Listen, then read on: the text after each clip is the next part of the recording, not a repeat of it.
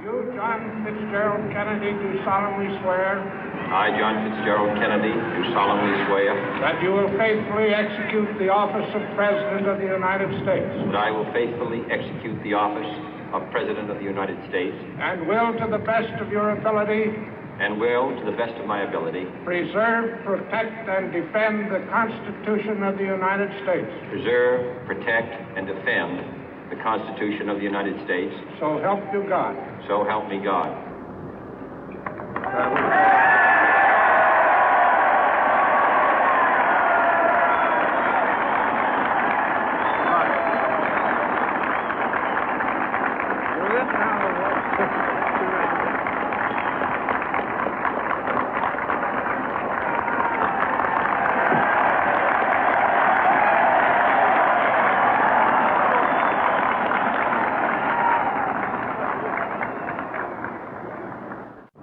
Vice President Johnson, Mr. Speaker, Mr. Chief Justice, President Eisenhower, Vice President Nixon, President Truman, Reverend clergy, fellow citizens. We observe today not a victory of party, but a celebration of freedom, symbolizing an end as well as a beginning, signifying renewal as well as change. For I have sworn before you and Almighty God the same solemn oath our forebears prescribed nearly a century and 3/4 ago. The world is very different now, for man holds in his mortal hands the power to abolish all forms of human poverty and all forms of human life.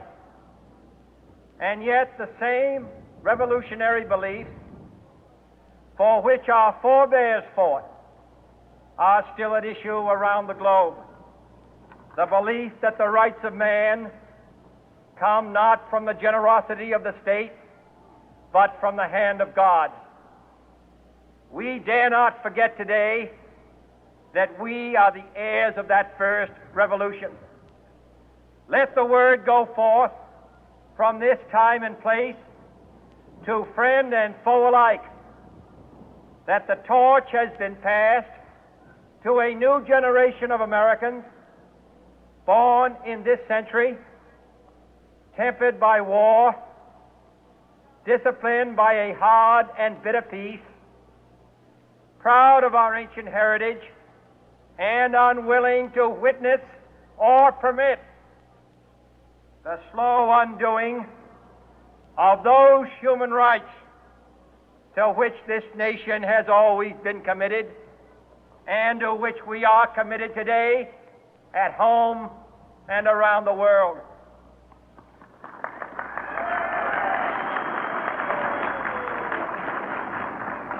Let every nation know, whether it wishes us well or ill, that we shall pay any price, bear any burden, meet any hardship, support any friend, oppose any foe to assure the survival and the success of liberty.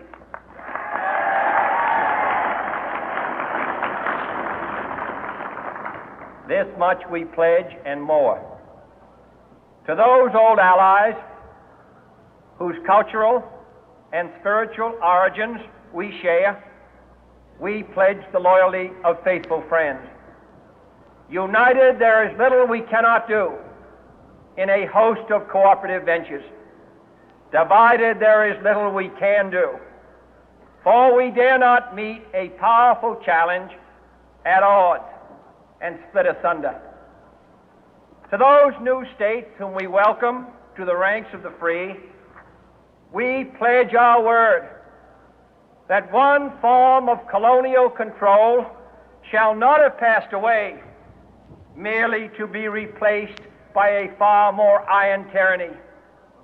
We shall not always expect to find them supporting our view, but we shall always hope to find them strongly supporting their own freedom, and to remember that in the past, those who foolishly sought power by riding the back of the tiger ended up inside.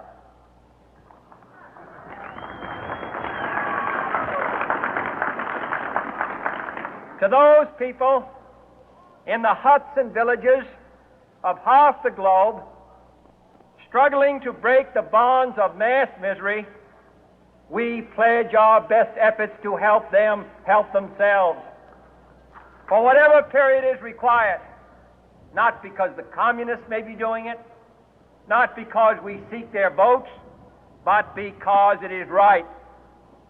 If a free society cannot help the many who are poor, it cannot save the few who are rich.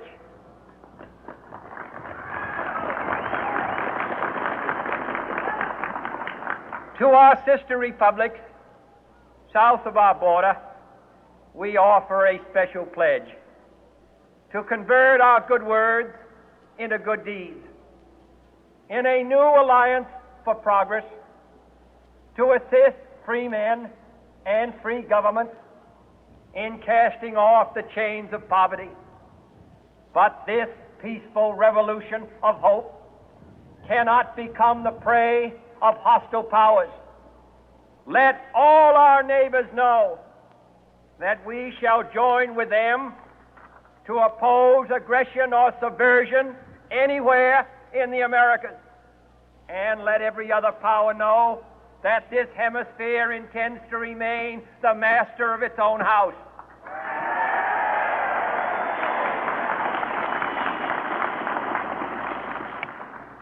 To that World Assembly of Sovereign States, the United Nations, our last best hope, in an age where the instruments of war have far outpaced the instruments of peace, we renew our pledge of support to prevent it from becoming merely a forum for invective, to strengthen its shield of the new and the weak, and to enlarge the area in which its writ may run.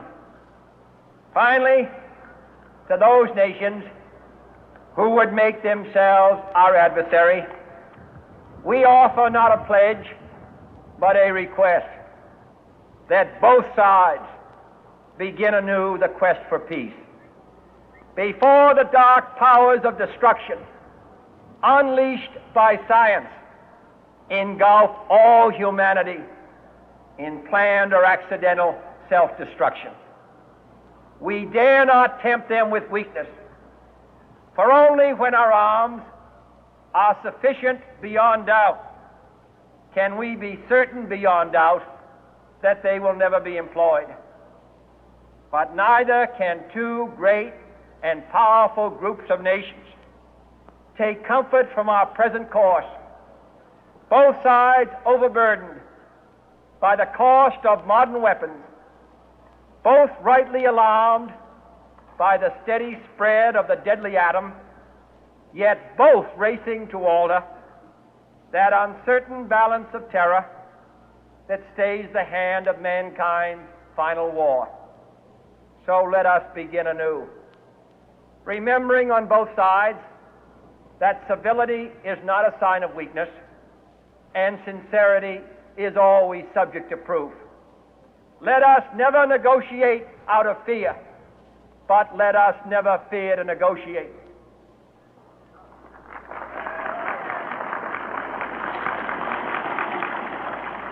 Let both sides explore what problems unite us, instead of belaboring those problems which divide us. Let both sides, for the first time, formulate serious and precise proposals for the inspection and control of arms, and bring the absolute power to destroy other nations under the absolute control of all nations.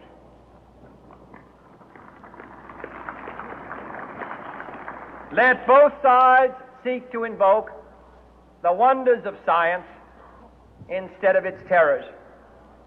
Together, let us explore the stars, conquer the deserts, eradicate disease, tap the ocean depth, and encourage the arts and commerce.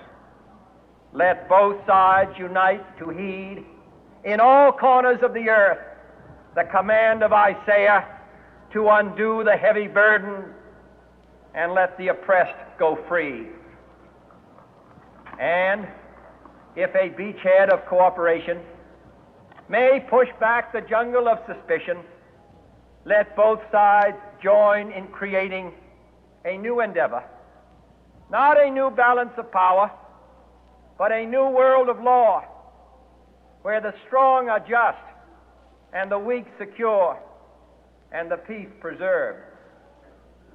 All this will not be finished in the first 100 days, nor will it be finished in the first 1,000 days, nor in the life of this administration, nor even perhaps in our lifetime on this planet. But let us begin.